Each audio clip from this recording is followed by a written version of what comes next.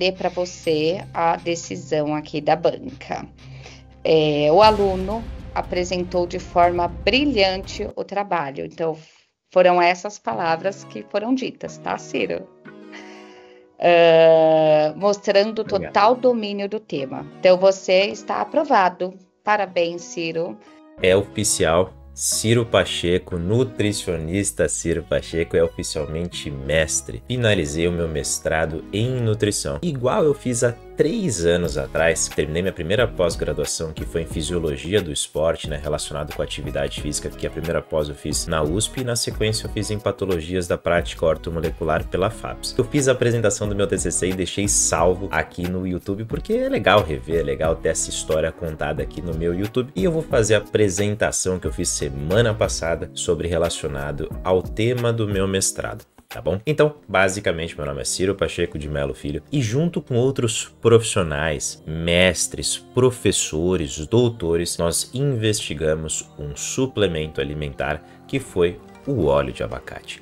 Um alimento que ele tem na literatura um destaque, seja em campos da nutrição e na indústria cosmética, na indústria alimentícia, principalmente pelo perfil nutricional que compõe esse alimento, que no caso é principalmente a presença de ácidos graxos monoinsaturados, conhecidos como MUFA, que compõem 60% a 70% de sua composição. Um nutriente extremamente importante para melhorar a obesidade, efeitos antiobesogênicos, efeitos cardioprotetores, melhoras da sensibilidade à insulina, atuando principalmente em camadas que envolvem a síndrome metabólica. Então, quando você tem um produto tão especial assim, com tanto destaque, a gente tem que encontrar algum público para fazer a aplicação, a suplementação desse produto. No caso, foram selecionados adolescentes com obesidade, de 13 a 19 anos, que foram selecionados na escola Promove. O fato de ser diversos trabalhos envolvidos, né? Eu fiz parte de uma ramificação desse grande projeto, deveriam ter vários fatores de inclusão. Então, no caso, além de adolescentes com obesidade, eles deveriam ter pelo menos uma variável associada à síndrome metabólica, ou seja, além de terem obesidade, deveriam ter ou elevação de pressão arterial, que nós conhecemos como hipertensão, e alterações na dislipidemia, seja uma hipertrigliceridemia, ou seja, aumento de triglicérides, baixo colesterol HDL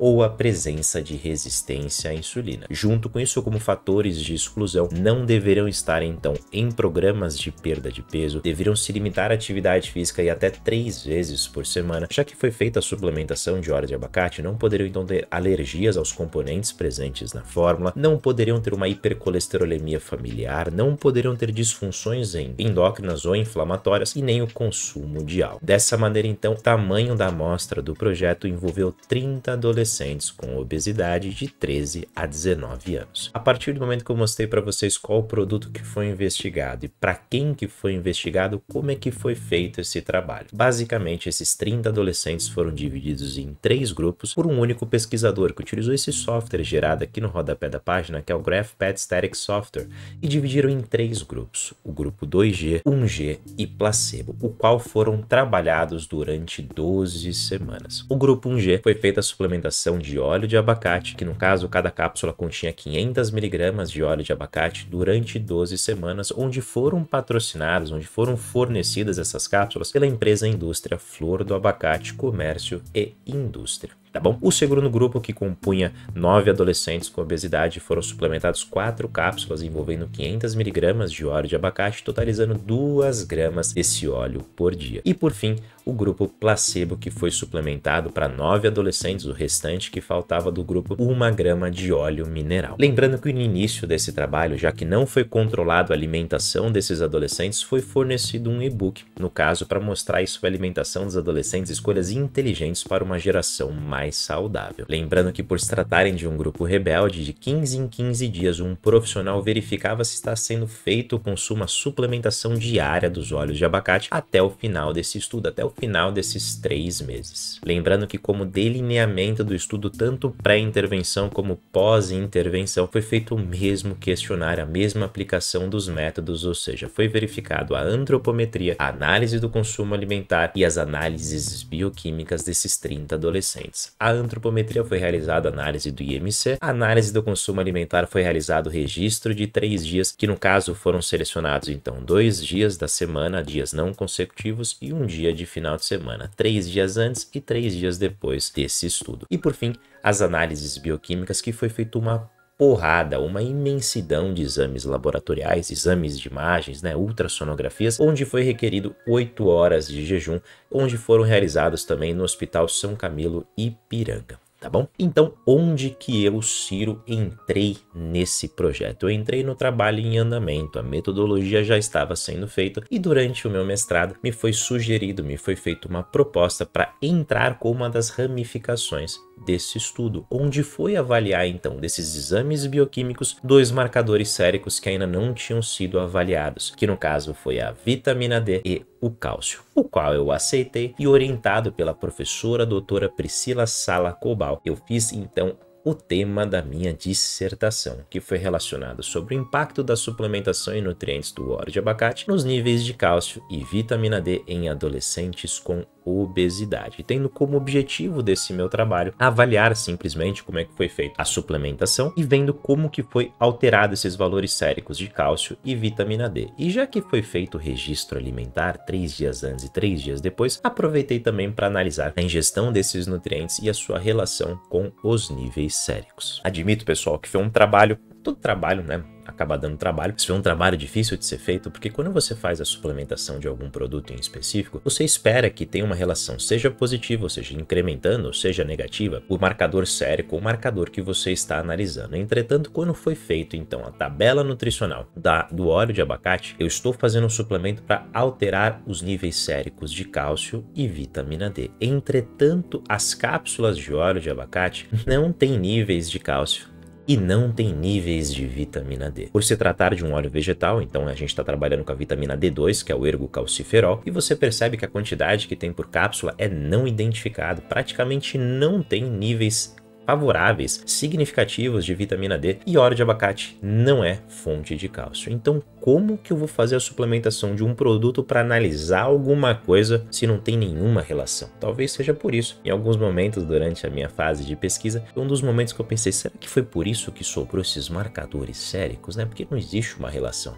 Mas, vamos ver. Então, eu tenho bastante pergunta para responder aqui para vocês. Eu espero respondê-la todas, tá bom? Então, a primeira pergunta é por que foi feito então adolescentes com obesidade? Por que foram selecionados esse público em específico? Primeiro, por se tratarem da adolescência, é uma fase que tem um desarranjo hormonal muito grande. Você quebra essa orquestra hormonal, principalmente alguns hormônios alterando resistências, piorando a sensibilidade, gerando hiperprodução, uma diminuição na produção. E um hormônio que afeta drasticamente durante a adolescência é a insulina. Você tem uma diminuição na produção das células beta pancreáticas, deixando esses adolescentes durante essa fase da adolescência mais resistentes à ação desse hormônio. Mas está tudo bem.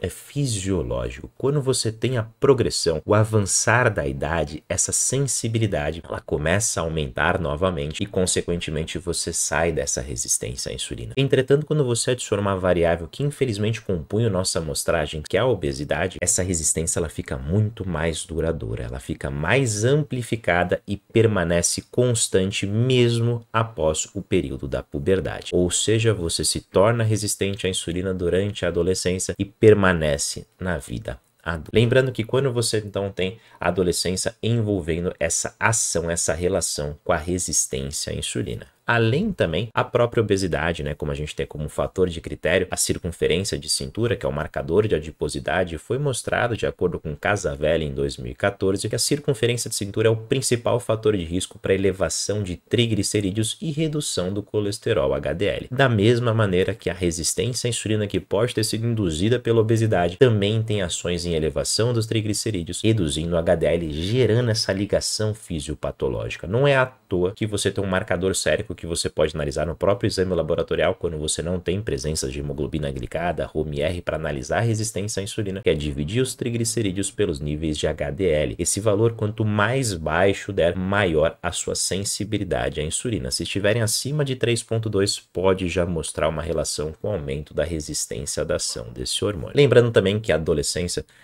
que a obesidade por si só também pode ser um trigger, um dos gatilhos para elevação da pressão arterial verificada por Pazin em 2022 com 73.999 adolescentes, mostrando que existe uma relação de principalmente 8 vezes mais a incidência do aumento da pressão com o avançar do circunferência de cintura. Então você percebe que mesmo sendo adolescentes com obesidade, ela é como se fosse o primeiro passo para o desenvolvimento de aumento de triglicerídeos, baixo colesterol HDL, resistência à insulina, aumento de pressão arterial, que culminam então para a presença, prevalência e o diagnóstico da síndrome metabólica, um dos critérios de inclusão que foi envolvido por um outro aluno durante esse mestrado, mas que também faz parte do meu trabalho. Então, já mostrei que é um grupo amostral bastante legal de ser estudado, né? Acaba gerando bastante problema envolvendo com eles, mas qual que é a relação disso com os níveis séricos de cálcio e de vitamina D, que foi o que eu trabalhei? Então, primeiro, quando você pensa especificamente sobre a vitamina D, é uma vitamina lipossolúvel, ela é solúvel em gordura, que o adolescente com obesidade mais tem gordura corporal. Então, da Silva em 2022 mostrou que existe uma relação inversa entre a quantidade de vitamina D que você tem circulante com os níveis de adiposidade. É como se o tecido gorduroso, a sua gordura corporal, sequestrasse essa vitamina D ativa, reduzindo os níveis na circulação e, consequentemente, reduzindo a sua eficiência. Ao mesmo tempo, foi mostrado que o consumo de cálcio mais baixo também estava com a elevação da adiposidade, onde números elevados acima de 634 mg do consumo de cálcio tinham menos adiposidade em comparação ao menor consumo de 314 mg.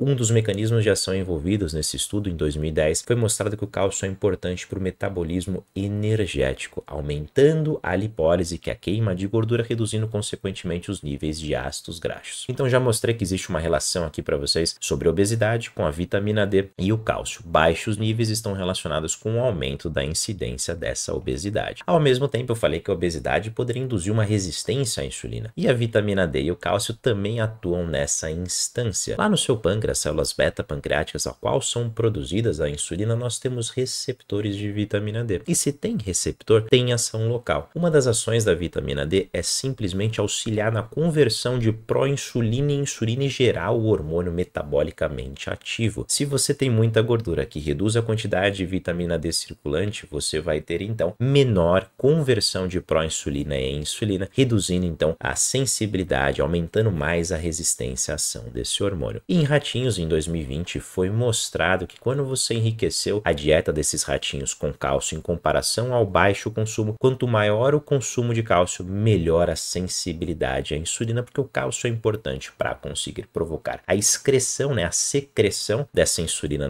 na circulação, e também a mobilização do GLUT4, que é um transportador que vai captar a glicose na circulação e, consequentemente, reduzir os níveis de ROM-IR. Tá bom? Que é um dos marcadores que envolvem a resistência à insulina. Ao mesmo tempo, também a vitamina D e o cálcio atuam no aumento da pressão arterial. O cálcio é extremamente importante, pessoal. Ele é importante para contração. Então, quando tem pouco cálcio, seu coração para de bater. Então, imagina que tem que ter um hormônio olhando especificamente, exclusivamente para ele, para garantir que os seus níveis na circulação estejam sempre estáveis, que nós conhecemos como PTH, que é o parato-hormônio. Imagina então que esses adolescentes têm um baixo consumo de cálcio. Você aumenta esse PTH e esse PTH faz duas coisas principalmente. Um é ativar a vitamina D, porque a vitamina D é importante para a absorção desse cálcio, e o outro indiretamente é ativar o sistema renina-angiotensina-aldosterona. Elevando os níveis de aldosterona, você aumenta a reabsorção de sódio, ou seja, você aumenta a permeabilidade da membrana apical para sódio, e se aumenta sódio, aumenta a quantidade de água, aumentando o volume.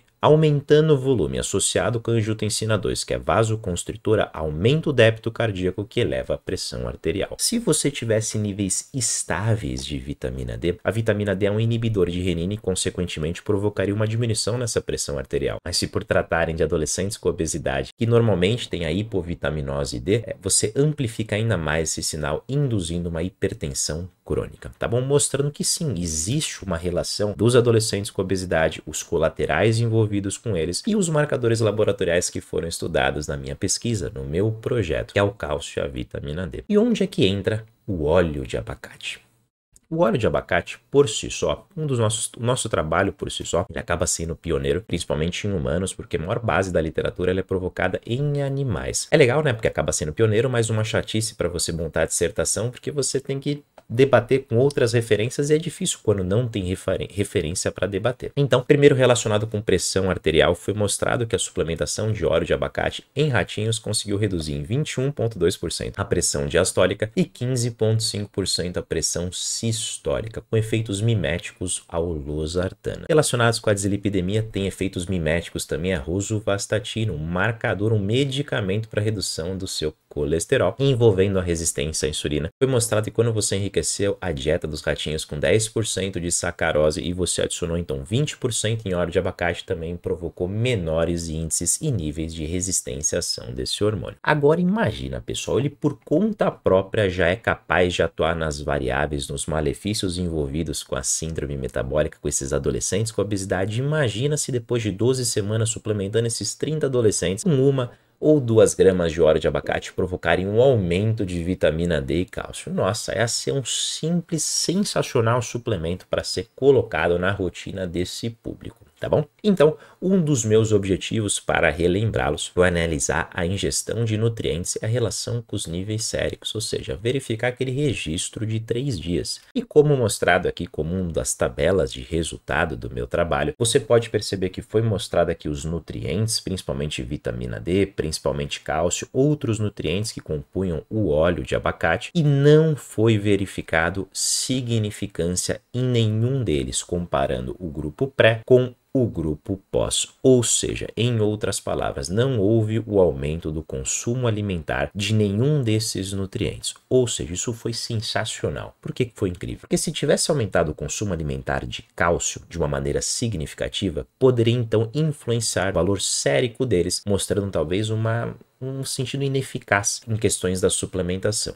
Então, se aumentou os níveis de vitamina D e cálcio e não foi por culpa da alimentação, talvez o óleo de abacate, que não tem cálcio e não tem vitamina D, seja efetivo. Então, vamos falar um pouquinho para vocês sobre o sistema digestivo para conseguir argumentar, para mostrar a importância dessa suplementação antes de eu mostrar os resultados. Será que o óleo de abacate, 1 ou 2 gramas, foram capazes de aumentar os valores séricos desses 2 nutrientes nesses 30 adolescentes estudados? Então, toda vez que você come alguma coisa, pessoal, nós temos a boca, o esôfago, o estômago e seu intestino delgado, intestino grosso, ânus e reto, seu sistema digestivo. A maior parte dos seus nutrientes são absorvidos a nível intestinal. E tá aqui o seu intestino, o lumen intestinal. Essas células rosinhas nós conhecemos como enterócito, porque a gente está falando do intestino delgado. Imagina que um nutriente ele vai se ligar nesse enterócito, nesse cabelinho aqui, que seria a membrana, a borda em escova, atravessaria esse enterócito e cairia, por exemplo, no seu sangue. Então, já que a gente está falando sobre especificamente o cálcio, vamos falar então sobre a absorção desse nutriente. O cálcio em específico, ele tem 2 tipos de transportadores para serem absorvidos. O transportador paracelular, que é um transportador passivo, e o transcelular, que é um transportador ativo. Vamos começar falando do transporte transcelular ativo, que é envolvido com esse receptor, com essa proteína que nós conhecemos como TRPV6. Imagina que o cálcio está lá circulante na circulação e basicamente ele vai se ligar nesse receptor aqui que nós conhecemos como TRPV6 para atravessar todo o enterócito e cair no seu sangue. Caindo no sangue, ele tem ação sistêmica e consegue atuar e gerar sua função, que é principalmente de contração. Tá bom? Só que para esse TRPV6 existir, ele precisa de um complexo que nós conhecemos como RXR-VDR. RXR é um receptor retinoide X e o VDR é um receptor de vitamina D, que são dependentes de alguns nutrientes. Em específico, o RXR, que é o retinoide X, é dependente de carotenoides, conhecido como, por exemplo, o beta-caroteno. Então é necessário, principalmente, níveis adequados de beta-caroteno para favorecer uma boa influência aí no metabolismo do cálcio. Lembrando também que quando você pensa, aqui eu deixei para vocês, pessoal, o beta-caroteno, para a gente ficar colocando todos os personagens, todos os nutrientes que são citados no processo do metabolismo do cálcio. O VDR é um receptor de vitamina D, que é dependente de vitamina D, e o metabolismo da vitamina D, um dos órgãos envolvidos no seu processo de hidroxilação, acaba sendo a nível hepático, no seu fígado. Então, é interessante uma boa saúde desse órgão. Quando você tem um aumento de inflamação sistêmica gerado pode ser a nível hepático, você pode diminuir os níveis circulantes de vitamina D, reduzir os níveis de receptores de vitamina D, reduzir então a conversão em TRPV6 e dificultar a absorção de cálcio. É por isso que a maior parte dos medicamentos que envolvem cálcio envolvem também níveis adequados de vitamina D, tá bom? Lembrando que um dos nutrientes que conseguem combater essa inflamação hepática são os carotenoides, como beta-caroteno e luteína, mostrando mais um momento importante que esse nutriente faz parte do metabolismo do cálcio. De maneira indireta também, o beta-caroteno foi mostrado na literatura que em 2010 maiores níveis de caroteno estavam associados aos menores níveis de adiposidade, também auxiliando bastante no processo da obesidade. Então colocamos aqui, pessoal, beta-caroteno e luteína fazendo parte aí como personagens envolvendo o metabolismo desse mineral. Continuando esse processo, lembra que eu falei que isso aqui acontece a nível intestinal? Então você quer garantir um intestino saudável, um intestino que não seja completamente permeável. Quando você tem um desequilíbrio nessa microbiota intestinal, nós conhecemos como disbiose, e consequentemente gera cascatas inflamatórias e reduz cascatas de absorção, reduzindo, prejudicando a absorção de diversos nutrientes, e um deles também acaba sendo o cálcio. E como é que a gente faz para induzir essa disbiose? A simples presença da obesidade já é mostrada na literatura que é um dos responsáveis para provocar a diminuição na saúde do seu intestino, induzindo a obesidade. E a importância também de alguns nutrientes, como por exemplo, níveis baixos de vitamina A estão associadas a menores níveis de HDL, aumento de resistência à insulina, aumento do índice de massa corporal, aumento de peso da obesidade e também processos de disbiose, onde a suplementação ou o ajuste de algumas vitaminas, como a vitamina A e a vitamina D, garantem então uma melhora dessa saúde intestinal. Principalmente, pessoal, porque para o interócito se ligar para o outro, ele precisa de umas proteínas que chamam tight junctions, ou junções estreitas, que é a zonulina, a claudina, a ocludina, que se ligam e deixam ele menos permeável, melhora essa parede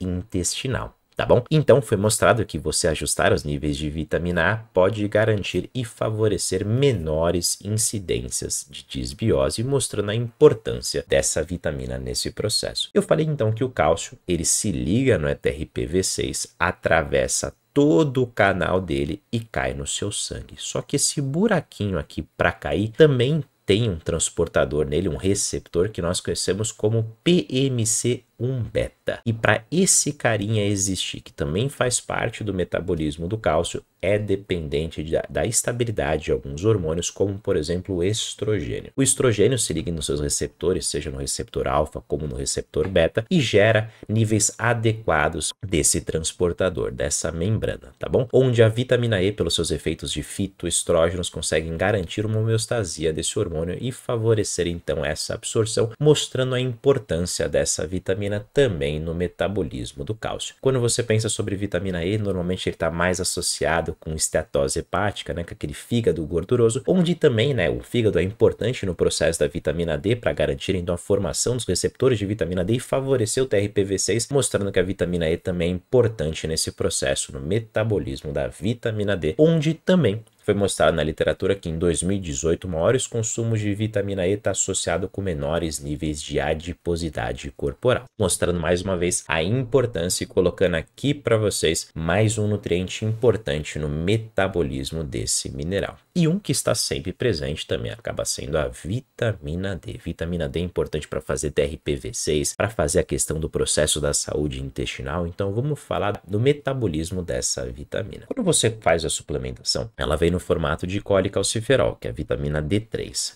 Esse colecalciferol vai até o seu fígado e sofre um processo de hidroxilação, ou seja, é adicionado uma hidroxila no carbono 25, por ação dessa 25-hidroxilase, convertendo em calcidiol. Para ter essa 25-hidroxilase, isso é dependente desse gene que nós conhecemos como CYP2R1, tá bom, pessoal? E depois esse calcidiol sofre, então, ativação nos rins, formando mais uma hidroxilação, se tornando o calcitriol, que é a vitamina D ativa. Para ter níveis adequados de CYP2R1, foi mostrado que o aumento de consumos de ácidos graxos monoinsaturados, MUFA, consegue favorecer esse processo. Imagina se eu conhecesse um alimento, um suplemento que fosse riquíssimo em ácidos graxos monoinsaturados, né? e ajudar bastante nesse metabolismo. Lembrando também que o ácido graxo é importante para fazer a formação de uma proteína que vai transportar esse cálcio. Eu falei que o receptor de entrada é o TRPV6 e o de saída do cálcio é o PMC1-beta. Só que ele é preguiçoso, ele precisa de alguém que pegue ele e transporte ele em todo o caminho até chegar nesse outro transportador de saída, e é dependente de calbindina.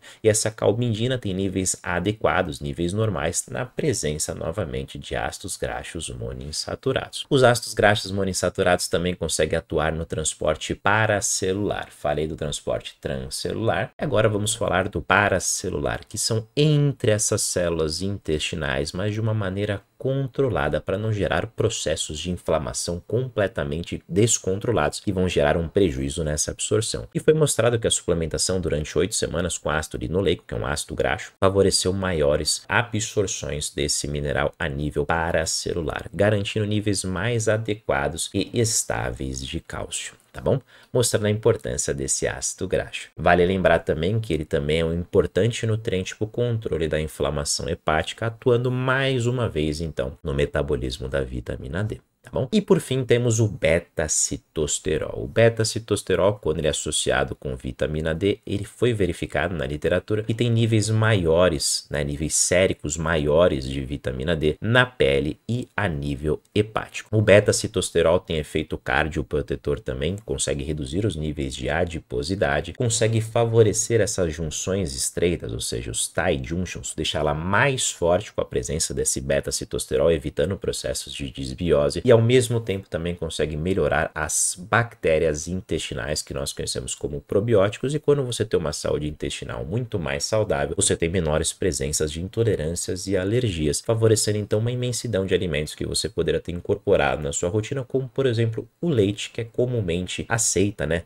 na literatura como um dos alimentos que podem gerar uma certa intolerância na população com alteração dessa saúde do seu intestino. Então imagina, pessoal, se a gente tiver um alimento que é fonte de ácidos graxos monoinsaturados, ácidos graxos, mas também tem a presença de beta-caroteno, luteína, vitamina A, vitamina E e beta-citosterol. Mesmo ele não tendo níveis de vitamina D e cálcio, ele conseguiria atuar no metabolismo desses nutrientes para favorecer o seu aumento. E qual que é o tema do trabalho? Óleo de abacate. E quando a gente verifica a tabela nutricional desse produto, você verifica que tudo que eu falei, todos os nutrientes fazem parte desse alimento. Olha aqui, beta-citosterol, beta-caroteno, vitamina E, ácidos graxos, mostrando então que talvez a suplementação possa provocar o aumento desses valores séricos. E sem mais delongas, como resultado do meu trabalho, foi verificado sim que quando foi feita a suplementação com 1 grama de óleo de abacate em 12 adolescentes durante 12 semanas, houve um incremento significativo nos níveis de cálcio sem aumentar o seu consumo alimentar de nível significativo. Infelizmente, quando foi feita a suplementação de 2 gramas de óleo de abacate, houve um incremento, mas não foi significativo. Talvez seja pelo próprio tamanho da amostra, que aqui nós trabalhamos com 12 adolescentes e o grupo 2Gs nós tivemos 9 adolescentes. Talvez, se aumentar o tamanho da amostra, o resultado seja diferente. Relacionado sobre os níveis de vitamina D, que também foram analisados, houve um incremento, mas não foi a nível significativo. Honestamente, já era esperado, que mostra, por exemplo, essa evidência em 2016 e 2022, que foi feito o aumento do consumo alimentar das principais fontes de vitamina D: peixes, cogumelos, líquen de rena e óleo de fígado de peixe. Foi mostrado que mesmo você inundando a alimentação desses indivíduos com esses alimentos, não foi capaz de alterar os níveis séricos significativamente dessa vitamina, onde as principais fontes sempre serão a suplementação e o próprio sol. Tá bom? Então, como conclusão do meu estudo, o primeiro slide que eu vou ler aqui para vocês durante essa minha apresentação do meu projeto é que os resultados desse estudo indicam que a suplementação com 1 grama de óleo de abacate promoveu um aumento significativo nos níveis séricos de cálcio em adolescentes com obesidade. Embora a ausência desse efeito na dose de 2 gramas sugira uma possível relação não linear entre a dose e a sua eficácia, além disso, apesar de não ter sido observada uma influência significativa nos níveis séricos de vitamina D, os compostos bioativos presentes no óleo de abacate, como carotenoides, vitamina E, vitamina A, beta-citosterol e ácidos graxos, podem desempenhar um papel relevante na modulação do metabolismo do cálcio e da vitamina D. Esses achados, embora iniciais, reforçam o potencial do óleo de abacate como um aliado no manejo da obesidade e as suas complicações, incluindo o controle da pressão arterial, a sensibilidade à insulina e as alterações lipídicas. No entanto, estudos adicionais com amostras maiores são necessários para confirmar esses efeitos e compreender melhor os mecanismos envolvidos. Essas são as referências do meu trabalho utilizadas durante a dissertação. Então é isso que eu trago para vocês. Eu realmente espero que vocês tenham gostado sobre a minha apresentação. Vamos aí tentar rumo ao doutorado agora e até a próxima.